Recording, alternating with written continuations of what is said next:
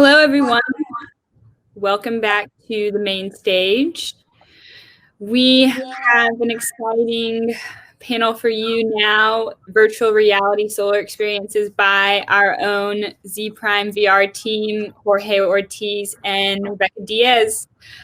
Becca, Jorge, I will hand it over to you.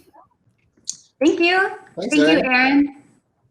As she mentioned, my name is Rebecca Diaz. I'm the expert strategist at Zpryme and Frolic. Thank all you for joining us here today. We have a couple experiences that we're going to showcase that we've created to expose students and clients to solar storage. So here's our XR director, Jorge Ortiz. If you'll please introduce yourself, Zpryme and Frolic. Sure. Thank you, Becca. My name is Jorge Ortiz. I'm the XR director here at Zpryme.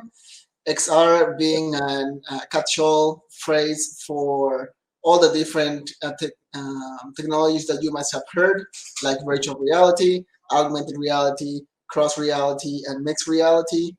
Essentially anything that has the real world with additional information superimposed on it, whether that be user interface or 3D models or anything like a mix in between. It can be experienced on a headset, and maybe some of you have seen some of the augmented reality filters in your own smartphones. So that's what we do. You might hear, we're part of Zpryme, Zpryme being the organizer of this event, and you might know it as a media research company. What we do, we're branding ourselves as Frolic, and we also do media, but mostly like interactive media. And what we do is like so far out that we decided to brand ourselves as something different and exciting because we like to frolic with technology. And some of those experiences that we've done in the past, specifically the ones applying to solar energy, is what we're going to show today. So Becca, would you take over, please? Yes.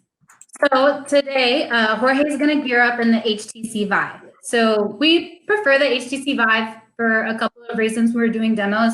The tracking is very reliable and it's easier to set up. Jorge today has the knuckle controllers. That's also just another preference because they're harder to drop when you're doing more intense experiences. The experiences that we're going to show you today are low on the intensity scale. So Jorge, when you're ready, if you want to go ahead and start. I'm trying to do some polls. Hopefully you guys will participate and let us know what you've tried and what you've seen. Jorge, take it away. Excellent. Just sanity check. Can you guys see my screen? I see it, yes. Excellent. So one of the things I like to do first is to set up my avatar. I guess it gives me a sense of telepresence, especially now that we're all working from home. And so,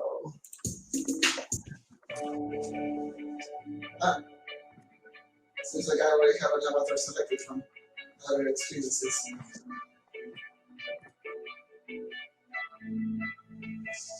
So let's say we have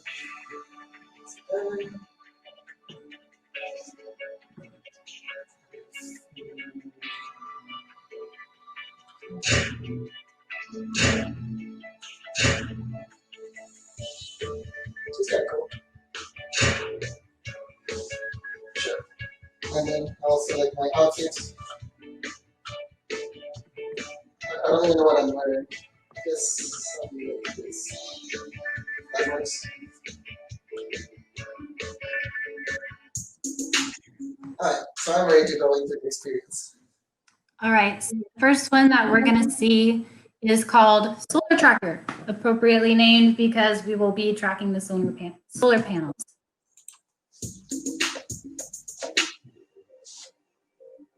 All right, so we are at a solar farm outside of the city. There are a lot of things going on here. There are a lot of things to notice. We're going to kind of pan through them one by one. So first thing that I want to point out is Jorge has the sun in his hand. Take a look at it. Nice. And those solar panels at the bottom there, they are following Jorge. So if he moves to the left, all the solar panels will turn to see him. And also if he jumps to the other side, same thing. His goal here with the sun in his hand is to optimize the solar panel efficiency. If he looks up, you can see that we have the text there along with the number correlating on his position and also the weather. We have some clouds sort of floating by. So there, as I mentioned before, there's a lot going on. When he puts the sun inside the clouds, that yellow line that's giving the energy to the city, it starts to shrink. And also whenever he maximizes it, it starts to grow. One of the things about virtual reality, it's really one of the best tools for visual learners. There are so many subtle small things happening here, such as the luminous city that that 2D honestly just isn't really doing it justice right now. I want to mention that our video is lagging just a little bit. The video quality that Jorge sees inside of the headset is so high that it's having some trouble transmitting live. So what we see now is that we have added a battery, and that's kind of what a lot of this conference has been about, is how can we use these new renewable energies like to the best of our ability. And part of that has to do with the supply meeting the demand. A lot of people don't realize that if you don't use it, in some cases you lose it, unless you have a buffer, in this case, with a battery. Jorge has moved the camera already to a third-person view, so now we can see his avatar. Hi, Jorge. While he's going. If you think that this looks very simple, this experience, it's because it was designed that way. Whenever we're doing more traditional demos where we get to put you guys in the headsets, this is a really good beginner experience. It only requires the one control for him to move around and also just moving his hand wherever he feels like it needs to go.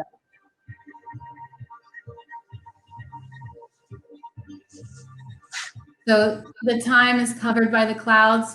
We have about 10 more seconds of this experience.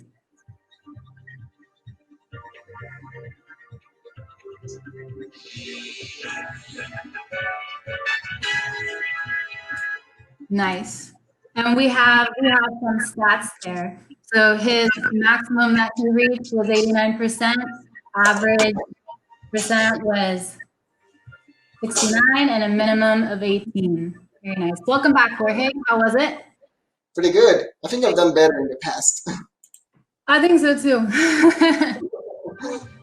So yeah, like Becca mentioned, this is an introductory experience that we like to have people experience first, so that they get used to. Some people don't realize that you can actually turn around and move around in VR. Sometimes they're just so shocked that they just keep looking forward, and it's like, no, there's so much. It's not a TV screen. There's so much around you to explore. And one of the things that we like to do is not only provide an easy solution to introduction as VR, but also we love interaction.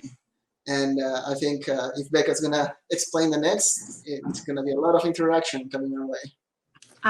Yes. So this next experience that we're going to showcase for you guys, it is a little more of an intermediate one. It requires that the user can grab and teleport as needed. The experience is longer and it goes much more into depth of how solar panels work. We've shown this experience to students, again, to familiarize them with the solar process. In this experience, we're going to travel to Austin, Australia, Japan, and through time to have a look at the 4 different corners of the world and how solar panels work there. Some people think that to set up solar panels, all you need is a sunny area that's sunny most of the time, but there's more to it than that. And Jorge is going to guide us through it. I'm going to turn my volume up so that you guys can hear some of the audio from the experience. And then halfway through, I'm going to switch my microphone to the microphone in this headset so you can hear what I'm actually doing. And I guess let's get started.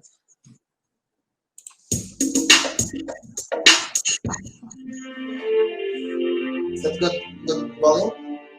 Yes. Excellent.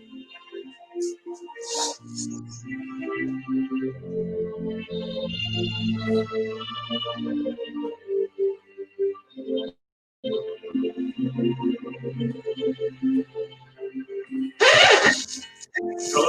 thanks for playing.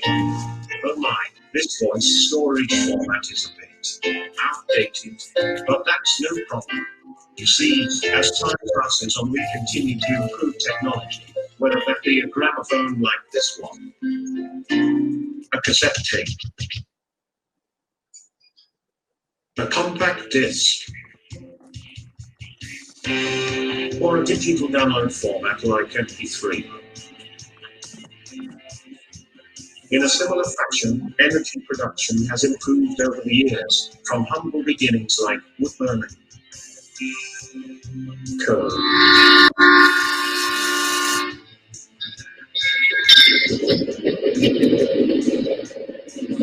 oil, and natural gas, to encompass renewable energy like hydroelectric, wind, and solar energy. Today, we use the sun's rays in many ways, to heat homes and businesses, to warm water, or power devices. Photovoltaic cell can transform sunlight directly into electricity that is used in solar-powered homes. To install solar panels, we first need to know where we are. Pick a city and place it in the map.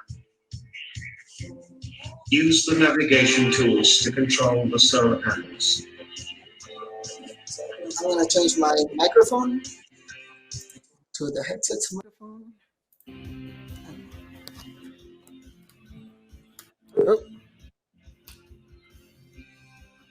There. So one thing I'm going to do is select my city. I feel like going to Japan. So let's just go to Japan. One thing about installing solar panels that consumers might not understand is that it doesn't matter where you are in the world. Japan is in the northern hemisphere, so we want to rotate the azimuth of the panels towards the southern hemisphere, essentially towards. Set your orientation, as in the, by facing north or south towards the equator. Yep, so towards the equator is a good guideline for everyone, and you can see that the panels have tilted or rotated towards, and now we need to set our tilt. This just happens to be the same as our latitude for most cases. So let's set it up to the latitude of Tokyo at 35 north. Let's maximize solar efficiency.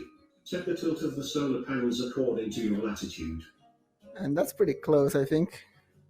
There's also some magnetic declination. That's the difference between where your compass is telling you that north is versus the actual true north. So maybe we can move this a little, and yes, perfect. Let's pick another city. This is my home country of Peru, and we're seeing Machu Picchu. I'm obviously not able to visit my own country because of COVID, but it's nice to use virtual reality to achieve the same, a certain feel of belonging as well. We are in the southern hemisphere, so we rotate this towards the north, which is, we're fairly close. One thing about the tilt is that it doesn't matter what the sign is on the latitude, as long as it's just the value of it. So let's set it up to 23. That's pretty close. I've never gone to Australia, but I would think that feels something like this. Not a big fan of opera, so I'm glad that I can just experience it from a distance. We're at the southern hemisphere again, so we need to point our panels towards the north. Oh, that part is north. There we go. And you see the panels acting. Normally for a solar installation, you would keep the panels still, but this is an interactive experience. So we want to see people want people to see the difference of what it does. This one also has magnetic declination. So modifying it a bit. Man, I'm doing really good at this. This is not happening in the practice an hour ago. And Austin, Texas, the headquarters of Zpryme and Frolic, live music capital of the world. And here's our Capitol building. And seems like I don't need to do much here. We're already facing south. And again, setting this up to about where Austin would be. So 20 or 30 north. There you go. So that's pretty good, I think. Just so that you guys can see me over here. Oh, I think I'm too close to the wall there. And I'm gonna head back into the chat with all of you wonderful people. Very nice. Welcome back, Jorge. I want to wait for Jorge to turn his volume down. Hear the echo. There we go. Cool. So we've used augmented and virtual reality as a vessel to teach and engage. And we chose to do this long before COVID-19 was an issue, and it was effective then, and it's more effective now because augmented and virtual reality are extremely accessible, and they're also the most inclusive tech that we have available to us. So we've used that, and we have about how many did we count on the main screen there? About 10 solid experiences that we've already used and demoed and shown around town. Good. Thanks for mentioning COVID, Becca. One of the things that I've noticed is that some of our partners that we make experiences for take either one of two approaches. One energy partner said, right now, everybody's stuck at home and this is going to last for a while. But as soon as this approaches the end, people are going to have this hunger for content. They want to experience things. They want to go out and have different media given to them. So why don't we use this time to we already made an experience with them. So they said, why don't we just improve it so that wow everybody when the time is right. And another partner also told us, no, we want to reach our customers now. And we just have, they have an outreach program for students, and they just can't reach them. Class is not even in session. So they said, we're going to use augmented reality in order to just push our message into their smartphones so that they can actually hear what all the things that we're doing for them right in their home. I don't think a video conference is the best medium to share augmented reality. Virtual reality maybe, but be aware of our announcements on our part from Frolic. I believe Becca put our contact information on. Oh no, I haven't yet. Sorry. So I guess Becca will do that here at the end of this talk, and be sure to let us know what you're thinking. Sign up for our newsletter to see what we're doing, and definitely, yeah. Maybe we should answer some questions or comments, Becca, on the chat. Yes. There's a question here from Robert. Thank you. And Jorge, I'll let you answer it. I'll read it out loud just in case anyone isn't looking at the tab here. He says, costs are a factor to VR for solar. It is a powerful tool. How do you deal with those costs?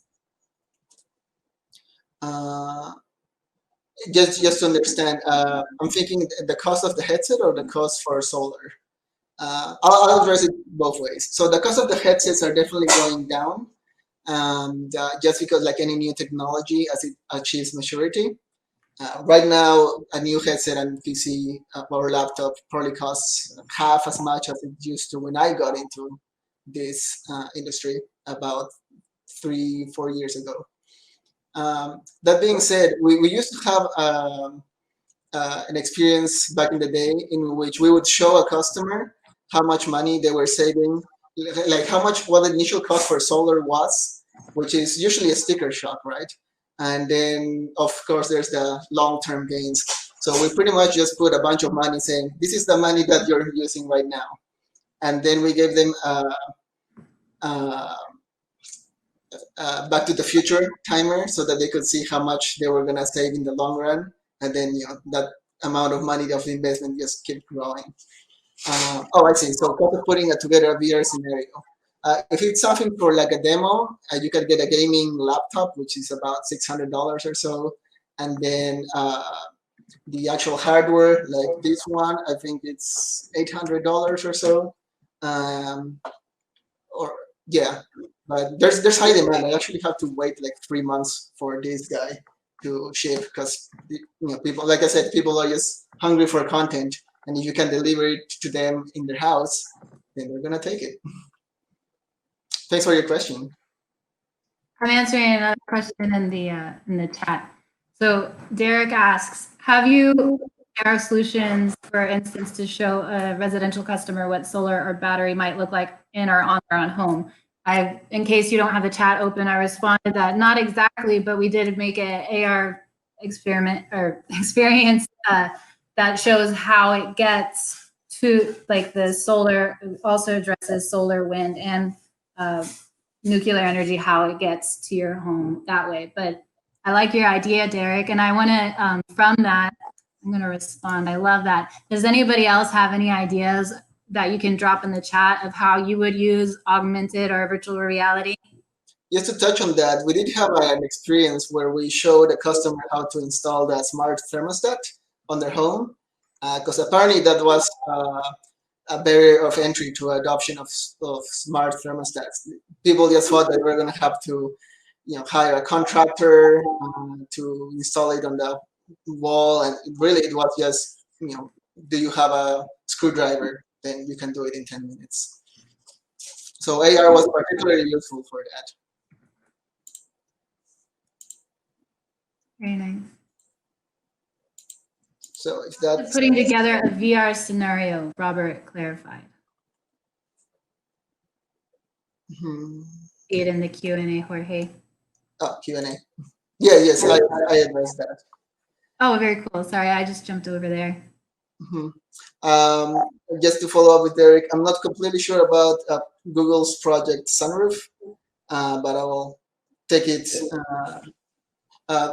One thing that we can do, since we are running out of time as well, Becca put our contact information. We will also be available during the rest of the conference, so feel free to connect with us, and we can talk specifics, or if you are curious about what we do, we're also definitely available to chat. Just Absolutely. I'm definitely an extrovert. So if you want to send me an email and ask for a time to talk more about, how we use augmented or virtual reality, I am very excited for any outlet. Smart city visual. Thank you. So we actually have a experience for smart cities, and I know that Jorge mentioned that we were running low on time. Let me. Oh yeah, it was briefly shown. It's called City of the Future. That was a San Antonio project. On our Frolic website, you should have a link for our YouTube videos, and those will start going up, and you'll be able to see some of the things that we already did and the updates that we're making. Understandably so, COVID has, Jorge and I used to be able to work in the same room. Now 300 miles apart, and transmitting all of that information over the cloud was a little bit of a learning curve for us instead of being in the same room. Yeah, so definitely Frolic is not quite official yet, but those announcement is coming here probably in the next couple of months. So follow Zpryme and follow Frolic, and you'll see some amazing videos being posted here pretty soon. Yeah, just one comment about that smart city. I think the most popular piece of the experience that we had for that was Jorge, help me. We have a personal helicopter ride that we take as if you were to call an Uber. You just call your aerial vehicle that comes, grabs you, takes you where you want to go. The visuals there are very nice. And one thing we didn't consider, I guess it was touching too close to reality. So people with height phobias were like, "Hey, would you let me know ahead of time?" So that felt like way too real. So that was an interesting thing that it's so immersive that you tend to lose yourselves. I have a height phobia, and I also motion sickness is a thing for me. So when we're doing a lot of our testing, sometimes I mean, because as a motion sick person, I'm extremely sensitive to how like any sort of movement that we do must be very smooth. And if I can withstand it, especially while I was pregnant, if I could withstand it, then I can almost and anybody else can. But yeah, wow, that height thing, it's real. It feels real. So yeah, I think we are close to out of time. So please follow up with us if you have any more questions. We'd love to hear from you. I believe what the next session is on battery innovation, I think, happening in a few minutes. So thank you, everyone, and enjoy the rest of the conference. Oh, yes, the keynote speaker about innovation happening in about 5. Be sure to stick around. Drink some water and continue enjoying. Goodbye, everyone. Goodbye. Thank you again.